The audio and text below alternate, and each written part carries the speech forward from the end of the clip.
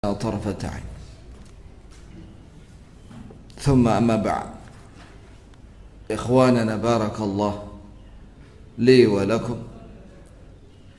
Alhamdulillah, kita lanjutkan kajian pembacaan kitab Al-Qaul Mubin fi Akhta'il Musallin, pernyataan yang terang tentang kesalahan-kesalahan orang-orang yang sholat. Sekarang pembahasan tentang pasal yang ketiga, yaitu kesalahan orang-orang yang sholat yang berkaitan dengan sifat sholat mereka. Di sini yang dibahas adalah tentang mengeraskan bacaan niat, dan ada yang mengatakan wajibnya membaca niat itu bersamaan dengan takbiratul ihram. Ini adalah kesalahan yang tersebar di mana-mana. Kata penulis hafizahullah, al-jahru bin niyati la yajib wa la yustahab bi ittifaqi ulama'il muslimin, bal al-jahiru bin niyati mubtadi' mukhalifun lisyari'ah, wa idza fa'ala dhalika mu'taqidan annahu min asy-syar'i fa huwa jahilun dhal yastahiqu at-ta'zir, wa illa fal 'uqubatu 'ala dhalika idza asarra 'alayhi ba'da at-ta'rif wal bayan lahu, la siyama idza adha man ila janbihi bi raf'i sawtihi aw karrara dhalika marratan ba'da marrah. Mengeraskan bacaan niat ketika salat tidak wajib, bahkan tidak sunnah, berdasarkan kesepakatan ulama kaum muslim. Artinya ini tidak ada khilaf di kalangan para imam madhab, yaitu madhab Hanafi, Maliki, atau Syafi'i, atau Hambali. Tidak ada khilaf di kalangan mutaqaddimin, para pendahulu, para a'immatul madzahib al-arba'ah, para imam mazhab yang 4 dan murid-murid mereka, itu tidak ada khilaf masalah ini. Bahkan mengeraskan bacaan niat, kata penulis di sini, adalah bid'ah, menentang syariat. Kenapa? Karena mengada-ngada. Tidak ada contoh dari Nabi satupun hadis. Apabila dia melakukan itu, yakni mengeraskan bacaan niat dengan meyakini bahwa itu bagian daripada syarat Islam, maka dia bodoh dan sesat, berhak mendapatkan hukuman ta'zir, itu hukuman badan, yaitu dicambuk. Wa illa fal 'uqubatu 'ala dzalik, yakni yang jelas dia dihukum. Jika dia terus-menerus melakukannya padahal sudah diterangkan kepada dia dan dijelaskan. Apalagi dia mengucapkan terang-terangan lafaz usolli itu sampai menyakiti orang-orang di sebelahnya dengan mengeraskan bacaannya, bahkan diulang-ulang sehingga mengganggu di sebelahnya. Itu ya kawan. Bahkan bisa mengganggu seluruh jamaah kaum muslimin. Apalagi dia seorang imam. Baca usolli pertama, setelah itu Allahu Akbar. Tak lama setelah itu usolli lagi deh. Usolli yang kedua. Lah terus makmumnya bagaimana? Sudah takbir makmumnya. Ya. Berarti membatalkan, seperti imam itu membatalkan salatnya karena mengikuti usollinya, lafaz usollinya imam. Saya pernah ngalami itu ya ikhwah.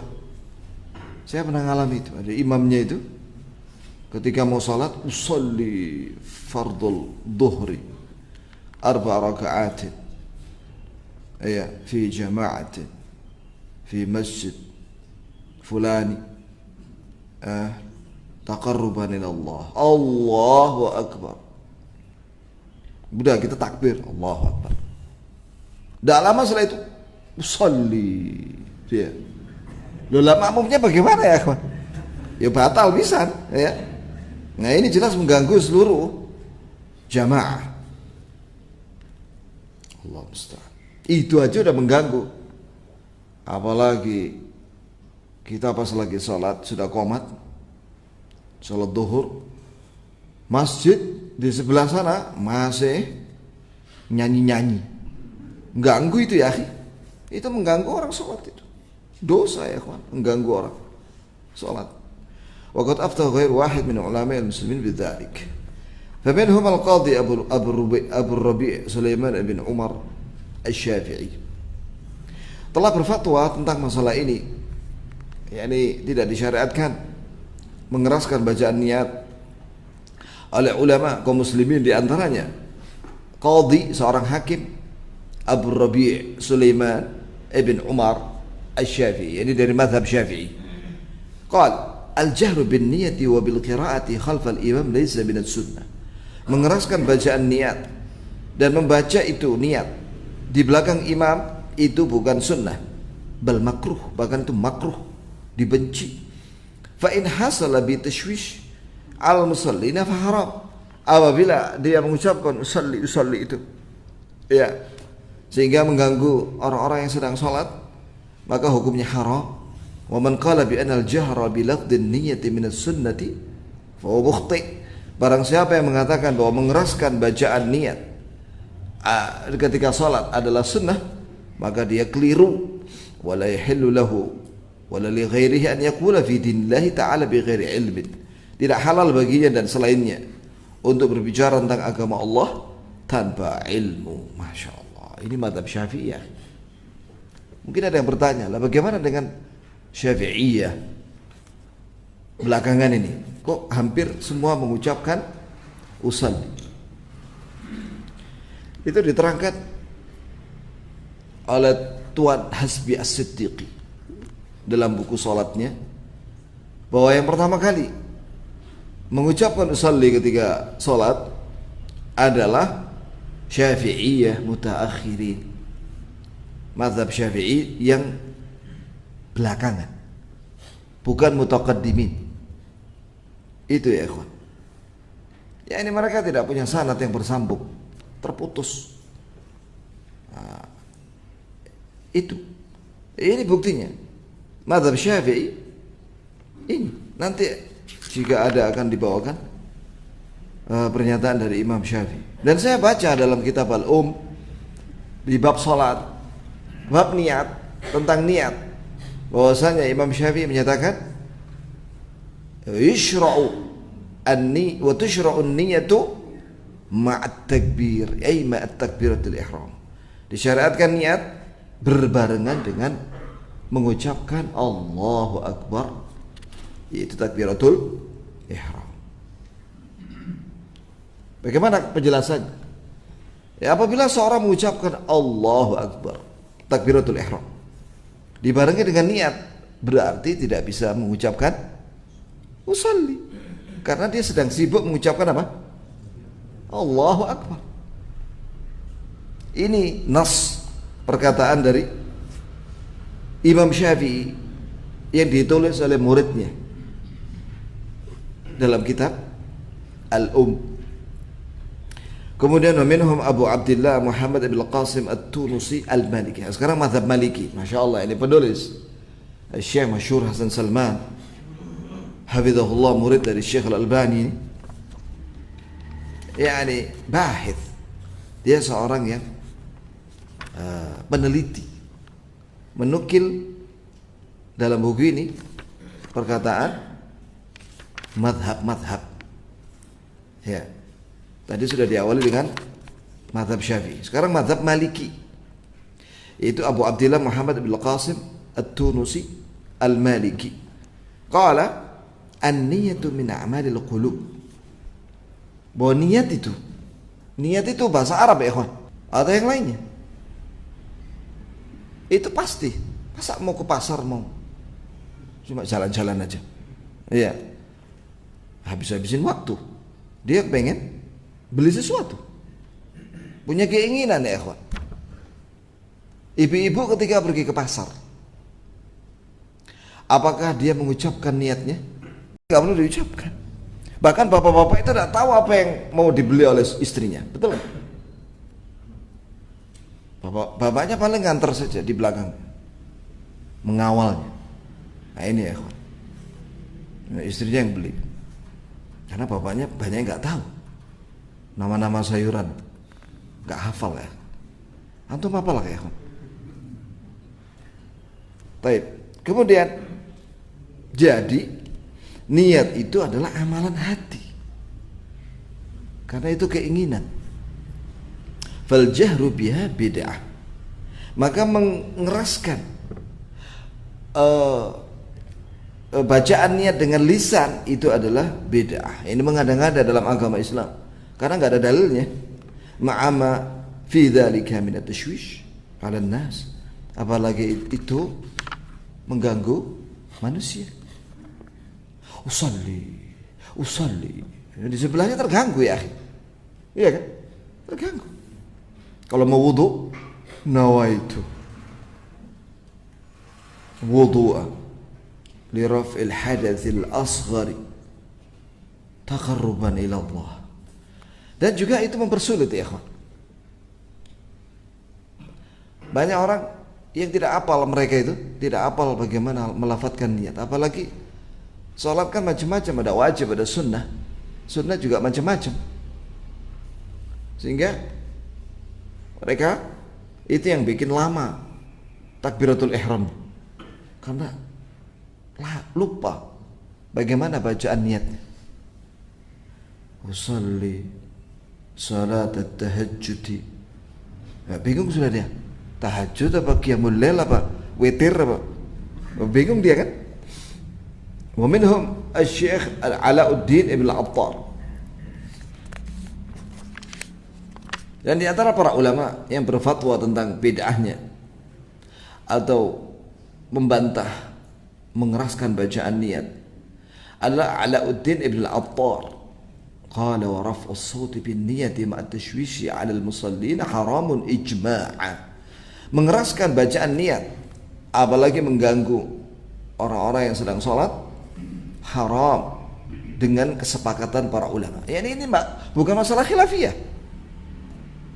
Jadi kalau ada orang mengatakan ini masalah khilafiyah, kenapa ente membicarakan? Mana siapa yang mengatakan khilafiyah?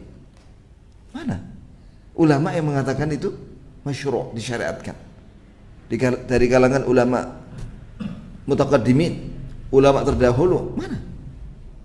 Kalau khilaf di antara mutaakhirin ghairu mu'tabar, itu tidak dianggap.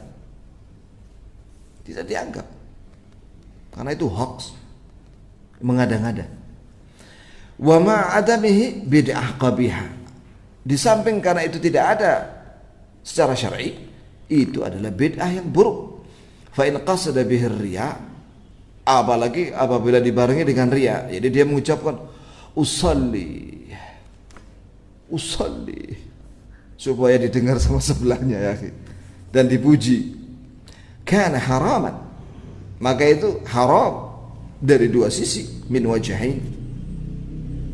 Ya, di samping haram mengucapkan niat, juga haram karena dibarengi dengan riya.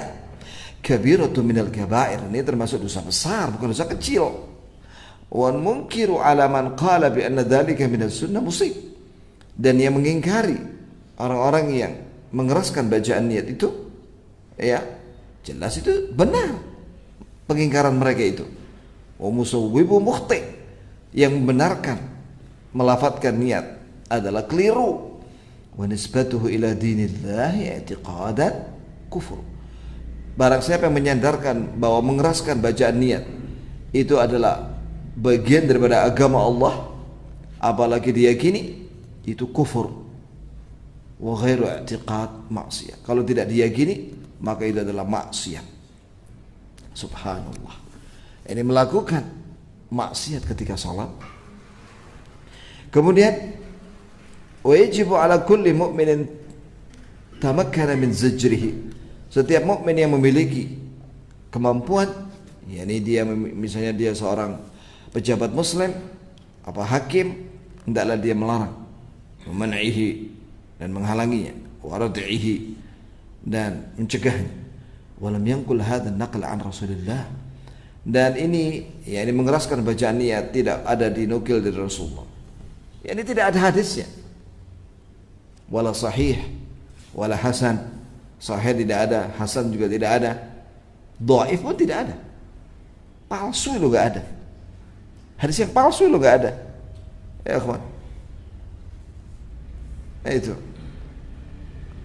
Wala an ahadin min ashabi, dan juga tidak ada dari seorang pun dari para sahabat. Padahal ribuan para sahabat yang salat di belakang Nabi SAW itu melihat Nabi salat.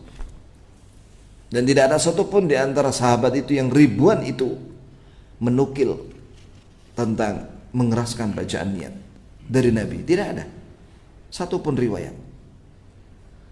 Wala an ahad mimman yuqtada bihi min ulama al-Islam, dan tidak ada seorang pun dari ulama Islam yang diteladani, yang diikuti, yang membolehkan itu.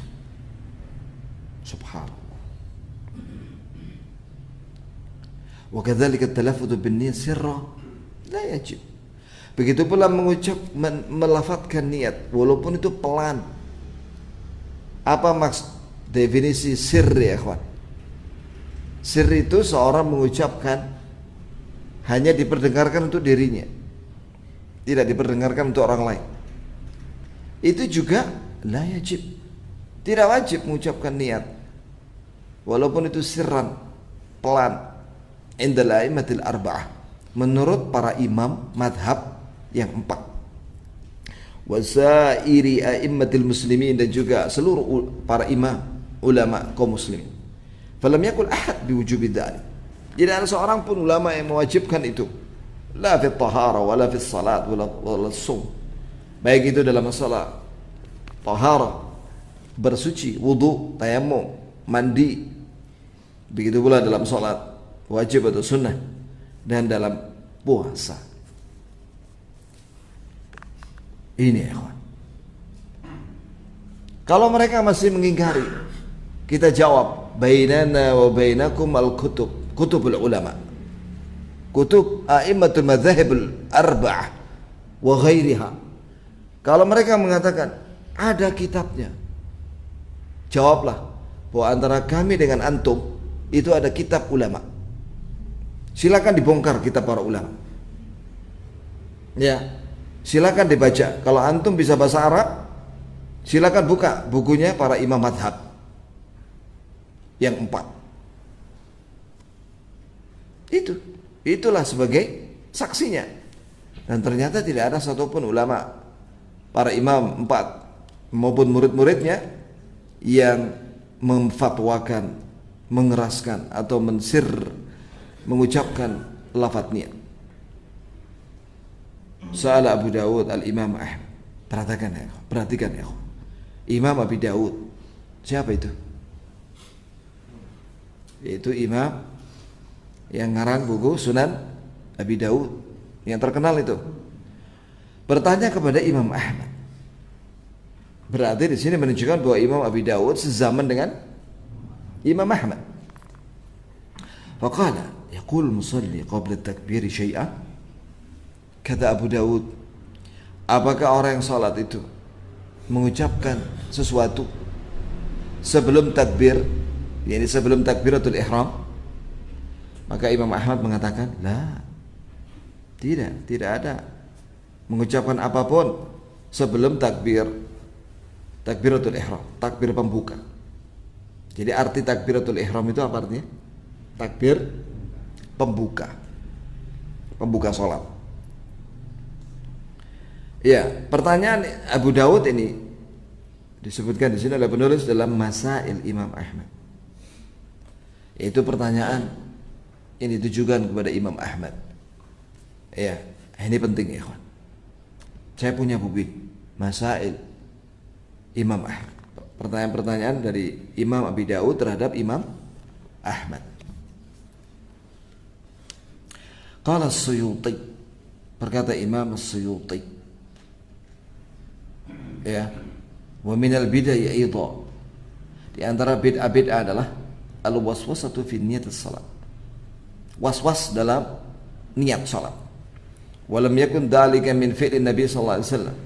Ini bukan perbuatan Nabi, yakni mengucapkan lafaz niat itu bukan perbuatan Nabi sallallahu alaihi wasallam wala ashabihi, dan juga bukan perbuatan para sahabat satupun. Kanu la yantiquna bi syai'. Mereka tidak mengucapkan sedikit pun min niyatis salat, dari niat salat, siwa takbir, kecuali takbir Allahu Akbar. Itulah lafaz yang pertama kali diucapkan ketika salat. Yang tidur di sebelahnya tolong dibangunkan ya ikhwan. Eman ya akhi, jarang ketemu kita orang ini ya. Waqad qala ta'ala, dan Allah Ta'ala berfirman, laqad kana lakum fi rasulillahi uswatun hasanah. Sungguh ada teladan yang baik pada diri Rasulullah sallallahu alaihi wasallam. Ini berita, tapi maksudnya adalah perintah agar kita mencontoh Rasulullah sallallahu alaihi wasallam. Qala Syafi'i radhiyallahu anhu. Berkata Imam Syafi'i, semoga Allah meridhoinya, al-waswasatu fi niyyati salat wat tahara min man jahila bil syar'i aw khabal bil aqli, min jahlin bil syar'i aw khabal bil aqli. Masya Allah. Dalam kitab Al-Amru bil Ittiba' wan Nahyi 'anil Ibtida'. Masya Allah. Ya. Kitab ini yang ditulis dinukil oleh penulis di sini itu masih makhtutah. Makhtutah itu masih manuskrip, tulisan tangan. Belum dicetak, wallahu alam. Di sini disebutkan lembaran yang ke-28. Berkata Imam Syafi'i rahimahullah, bahwasanya was-was dalam niat salat. Jadi dia mengucapkan usolli, gak berhenti, was-was. Ya. Begitu pula dalam tahar, nawaitu. Berulang-ulang dia was-was, ragu. Ini merupakan bodoh dalam syariat, atau akalnya koslet, khobal, akalnya rendah. Walitalaffuti bin niyati athar sayyi'ah katsira, dan mengucapkan niat itu akibatnya buruk, dan itu banyak, akibat buruknya banyak. Fatarul musalli yantiqu bin niyati salati wadihah mufassarah thumma yahummu bit takbir yadhunnu annahu lam yastahdir an-niyah. Kau melihat orang yang mengucapkan niat itu ketika mau salat, dia mengucapkan lafaz niat itu ya dengan terang, ya. Setelah itu dia mau takbir, dia masih merasa belum menghadirkan niat. Padahal niat itu gampang. Dalam hati, kata fuqaha ahli fikih, yang perlu dihadirkan dalam niat itu, dalam hati itu adalah dua hal. Yang pertama, jinsul ibadah, jenis ibadah yang kau mau lakukan itu apa? Sholat duhur kah? Asar kah? Jangan sampai ketika mau sholat asar ternyata niatnya apa? Keinginannya apa? Sholat duhur. Berarti ngelamun dia. Luruskan dulu dalam hatimu. Yang kedua yang perlu dihadirkan adalah lillahi ta'ala, untuk Allah, ya, untuk mendekatkan diri kepada Allah dengan sholat dari takbir itu sampai salam. Itulah yang dimaksud dengan menghadirkan niat, ya, dibarengi dengan Allahu Akbar. Gampang kan?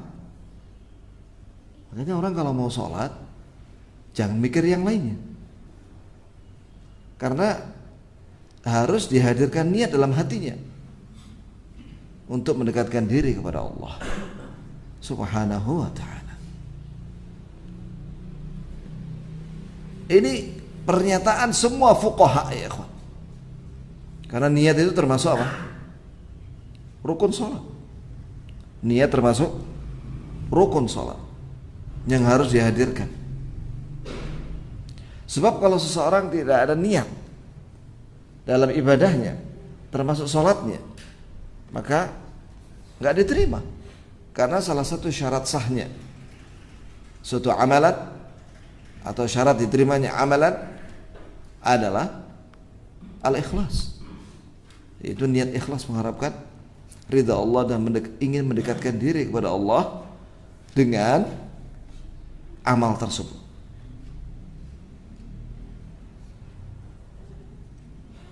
Ya, berarti harus kembali belajar lagi tentang fikih sholat, pembagian tentang syarat sah sholat, rukun sholat, dan juga kewajiban sholat dan sunnah-sunnahnya, dan hal-hal yang membatalkan sholat.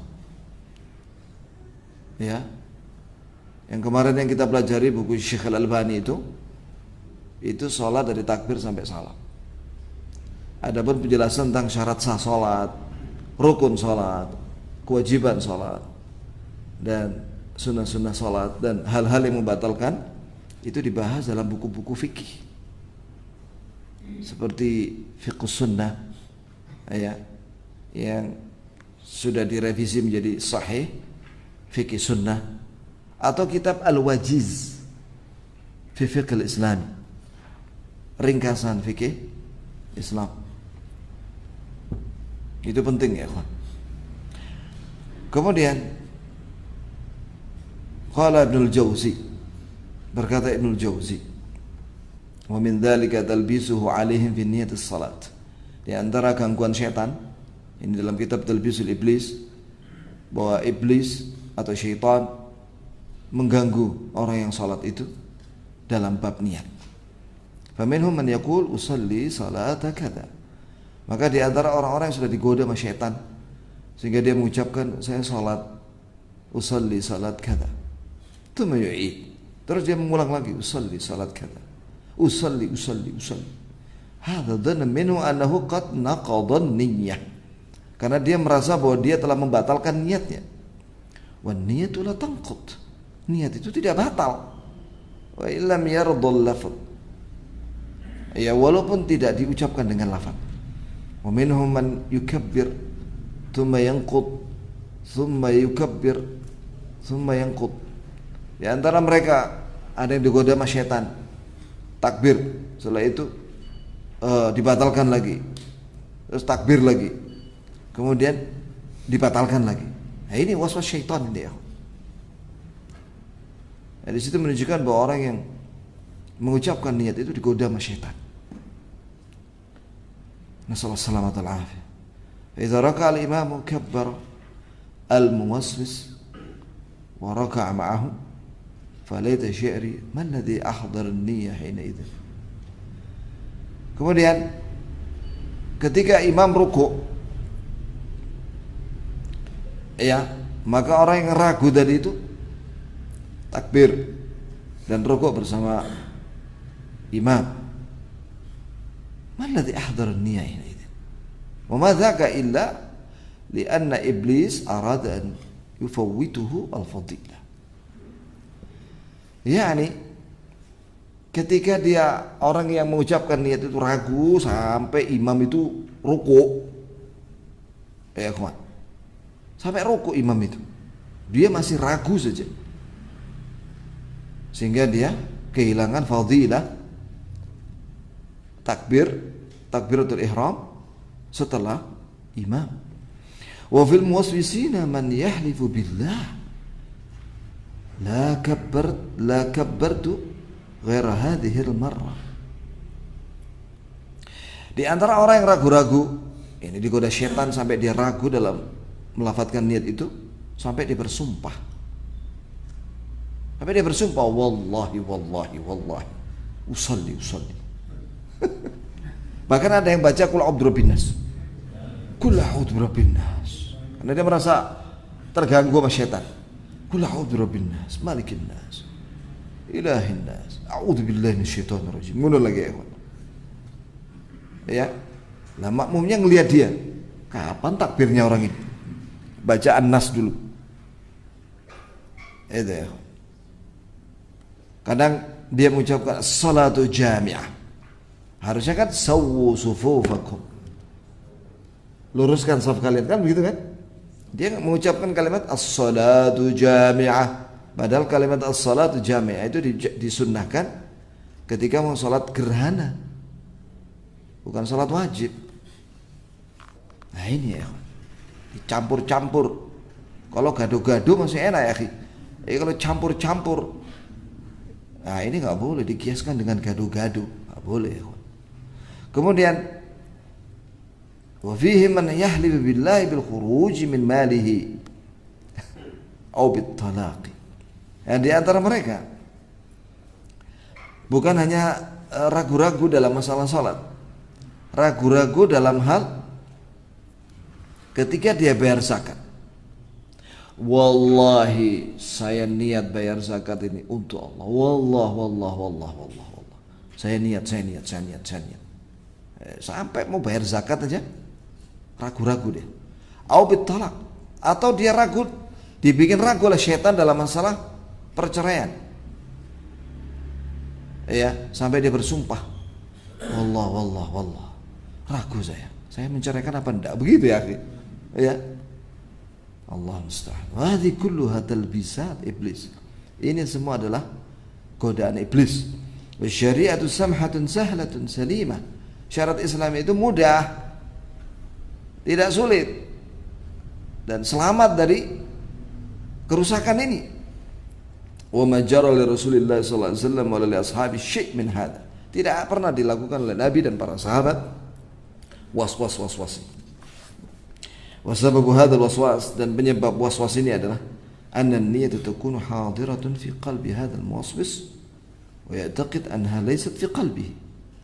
Penyebab ragu-ragu dalam niat orang yang melafadzkan niat itu karena ketika dia mengucapkan lafaz niat itu dan awalnya dia meyakini bahwa itu sudah ada dalam hatinya, ternyata dia setelah itu meyakini ternyata tidak ada dalam hatinya, ragu-ragu dia. Yuridu taghsiluha bilisani, maka dia ingin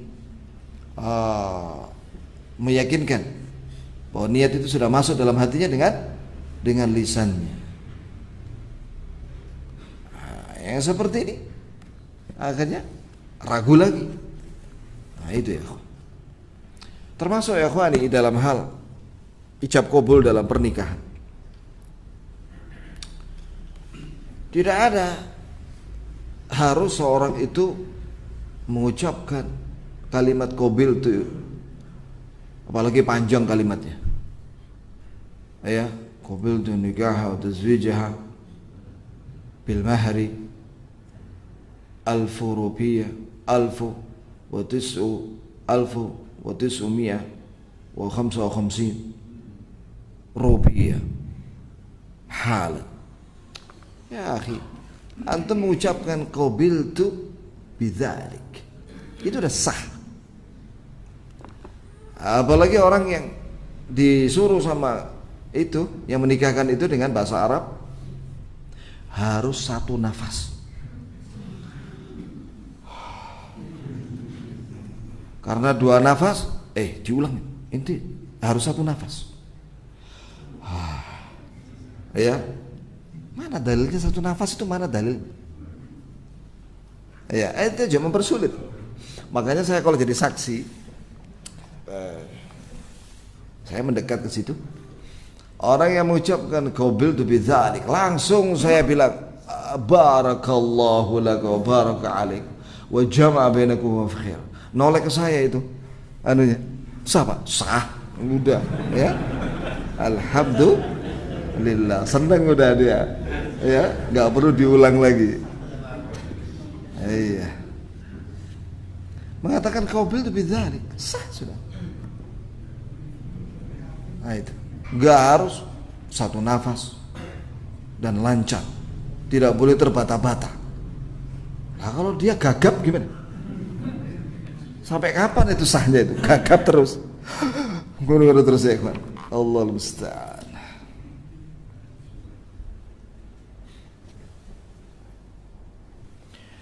Kemudian Sebab fi ghalatihi.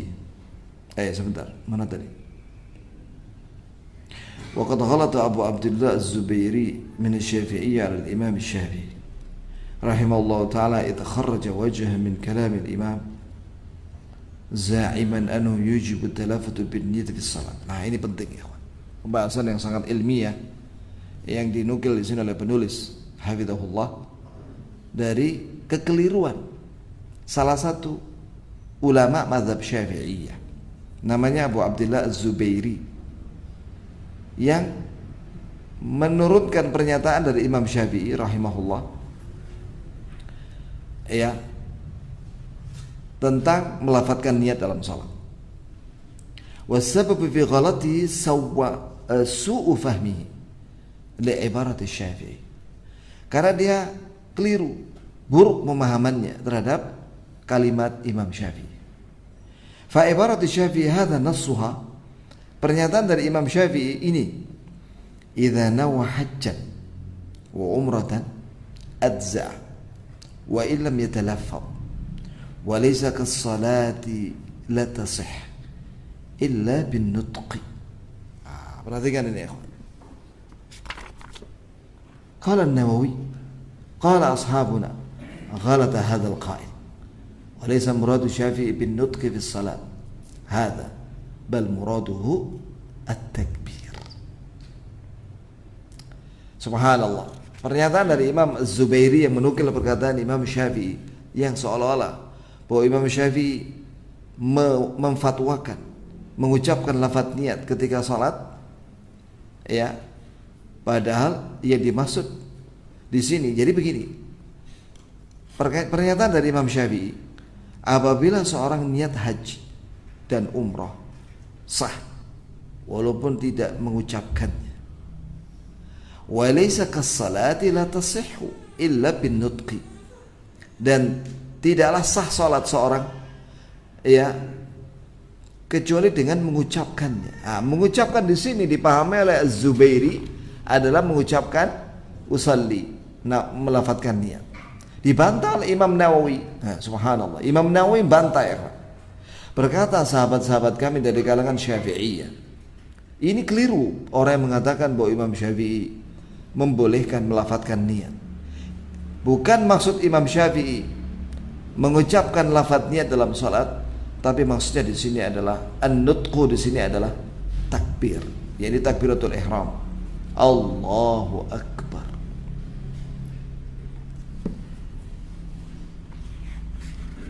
Di sini ya ikhwani menunjukkan bahwa kalau ulama aja kadang-kadang keliru dalam memahami tulisan para ulama atau pernyataan dari ulama. Maka di sini menunjukkan pentingnya kita mempelajari bukunya ulama di hadapan ulama. Mempelajari bukunya ulama di hadapan ulama. Kalau perlu bukan satu ulama, beberapa ulama. Misalnya antum baca ingin memahami matan kitab Tauhid. Alhamdulillah sekarang syarah kitab Tauhid itu bermacam-macam. Ada Fathul Majid, ada Taisirul Aziz Al-Hamid, ada At-Tamhid, ada Al-Khulasah karya Syekh Shalih Fauzan, ada juga Syekh bin Utsaimin, Syekh bin Baz. Banyak para ulama yang mensyarahkan. Maka ketika antum membaca matan kitab Tauhid, cobalah beberapa penjelasan dari para ulama supaya tidak salah paham memahami bukunya ulama. Ini ya ikhwan.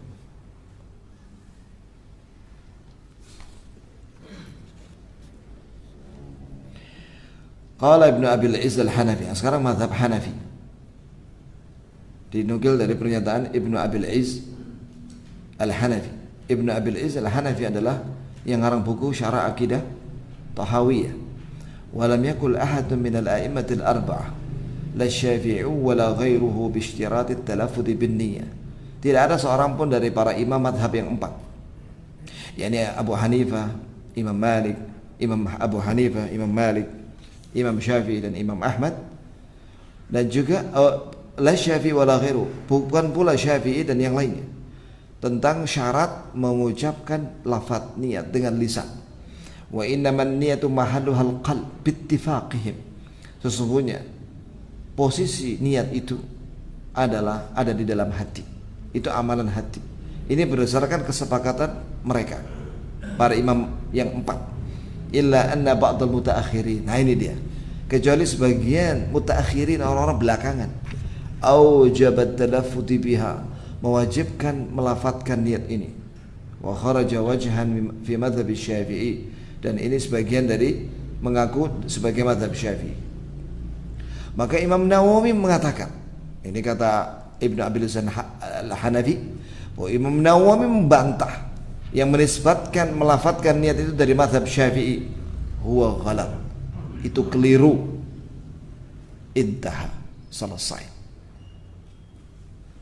Diluruskan sama Imam Nawawi, keliru yang menisbatkan, menyandarkan bahwa melafatkan niat itu adalah mazhab Syafi'i. Keliru kata Imam Nawawi. Wa masbuqun bil ijma'i qablahu, dan telah didahului dengan ijma' sebelumnya. Apa maksudnya? Maksudnya begini ya kawan. Apabila para ulama mazhab yang empat sepakat, maka tidak boleh antum bikin pendapat yang baru yang menyelisihi kesepakatan para imam yang empat. Jelas ya kawan. Karena menurut para ulama usul fikih, barang siapa yang memiliki pendapat yang menentang ijma' para imam empat madhab itu, maka dia syadz, ganjil. Contoh, para imam yang empat bersepakat bahwa sholat 5 waktu wajib, bahwa jilbab bagi wanita menutup aurat wajib. Tiba-tiba ada seorang, katanya doktor tafsir, alumni Al-Azhar Mesir, mengatakan bahwa jilbab tidak wajib. Orang ini syadz, nyeleneh. Yang nyeleneh gak usah diikuti. Makanya ada sebagian wanita itu kenapa gak pakai jilbab? Ketika ditanya jawabannya apa? Karena ada fatwa dari Quraisy Shihab yang mengatakan bahwa jilbab tidak wajib. Katakan kepada dia bahwa pendapat Quraisy Shihab itu syadz, nyeleneh, karena menentang ijma' para ulama madhab semuanya. Jelas ya kawan? Jangan ikuti pendapat yang nyeleneh, bin ganjil. Tidak boleh. Tidak diakui pendapat orang yang menyelisihi ijma', kesepakatan para ulama. Termasuk ini, bahwasanya niat itu ada dalam hati. Melafatkan itu tidak ada sunnahnya. Ini ijma'. Apabila ada orang belakangan mengatakan bahwa itu adalah sunnah atau membolehkan, maka itu pendapat yang ganjil dan nyeleneh, karena menentang apa? Ijma'. Begitu ya.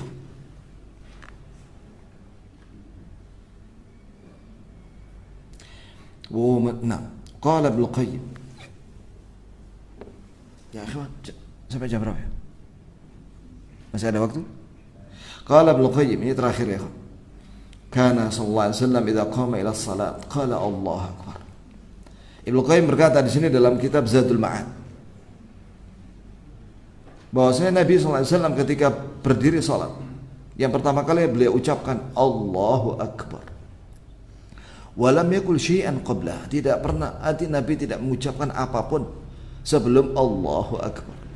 Wala talaffadha bin niyatil battah, dan Nabi tidak pernah mengucapkan lafaz niat dengan lisannya sama sekali. Wala qala usalli lillahi salata kadza mustaqbilal qiblah 4 rakaat imaman aw ma'muma, Nabi tidak pernah mengucapkan saya usalli lillahi salatan, menghadap kiblat 4 rakaat sebagai imam atau makmum. Wala qala adaan wala qadaan. Nabi tidak pernah mengucapkan dengan kalimat ini adaan atau qadaan. Wala fard al-waqt wala, dan termasuk tidak Nabi mengucapkan ini kewajiban waktu atau yang lainnya. Wa hadhihi usyru bid'ah. Ini merupakan bid'ah. Ya. Lam yankul anhu ahadun qattu bi isnadin sahih. Tidak ada seorang pun sahabat yang menukil, tidak ada seorang pun para ahli hadis yang menukil dari sahabat atau Nabi dengan sanad yang sahih, dengan sanad yang dhaif, lemah, atau yang bersambung atau yang terputus. Tidak ada satupun kata matannya, matan hadisnya sama sekali. Albattah.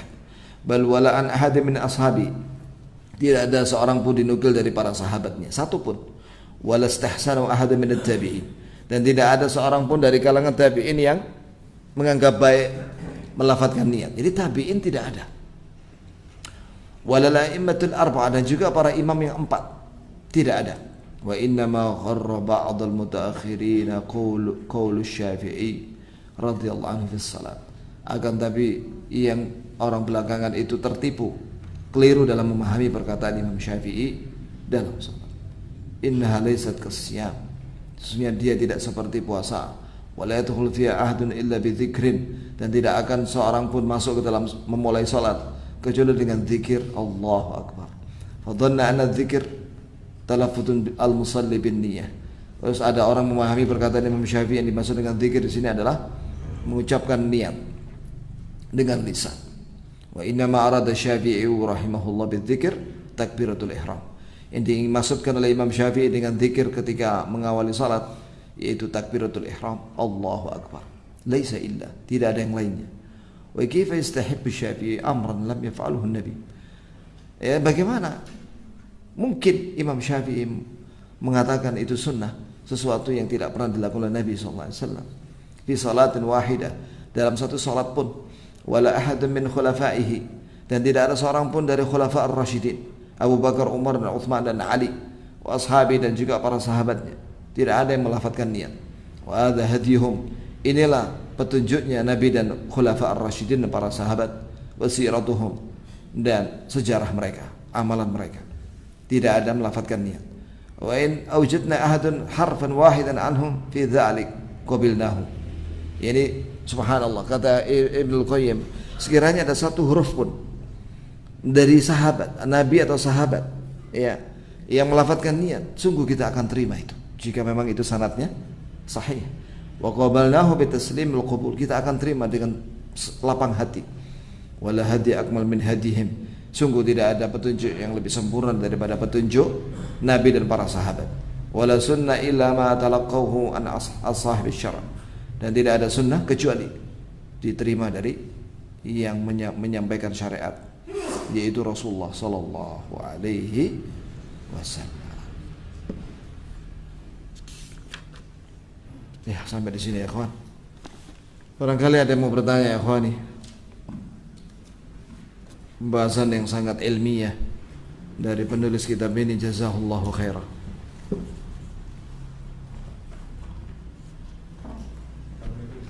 Waalaikumsalam. Gimana dengan kebanyakan yang istiqomah dari daerah, terus banyak jemaah yang mengucapkan dari apa ada tentunya? Ada pendapat yang menyatakan bahwa ketika diucapkan qomat itu kita juga mengucapkannya tapi dengan sir.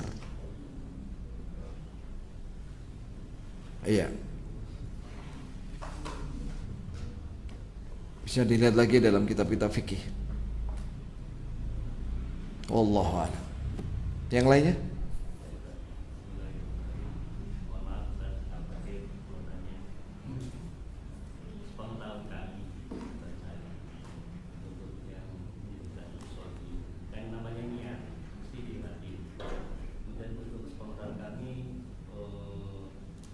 Ucapan usolli itu tuh bukan niatan dulunya, tapi sebenarnya hadis al-bantu. Apa? Hadis apa? Sebagai alat bantu untuk memposisikan.